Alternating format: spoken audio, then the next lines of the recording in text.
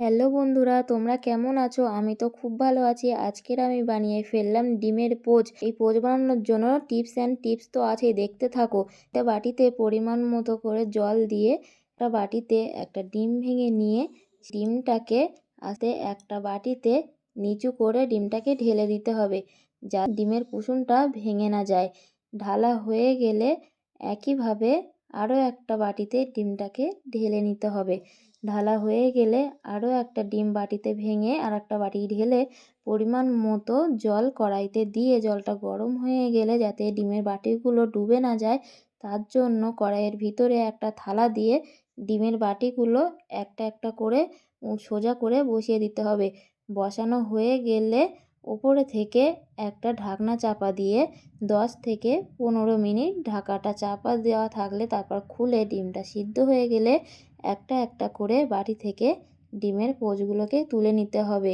ডিমের কুসুমগুলো কিন্তু খুব সুন্দর বসেও গেছিলো, একটু কিন্তু কাঁচা ছিল না। দেখতেই পাচ্ছ ডিমের পোচটা কত সুন্দর হয়েছে।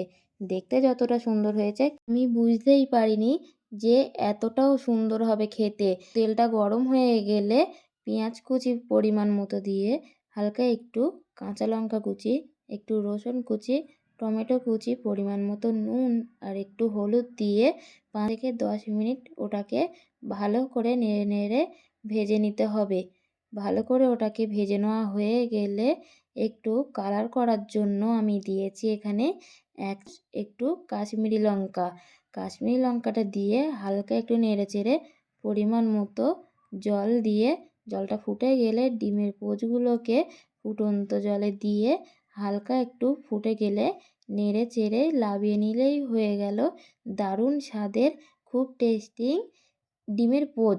এই ডিমের পোচটা ডিম ভাজার থেকে, ডিম সিদ্ধর থেকে তোমরা বাড়িতে এইটা একটু বানিয়ে খেয়ে দেখবেন, খেতে কিন্তু অসাধারণ হবে। কেমন হয়েছিল জানিয়ে কিন্তু ভালো লাগলে লাইক, কমেন্ট, শেয়ার ও সাবস্ক্রাইব করতে ভুলো না কিন্তু।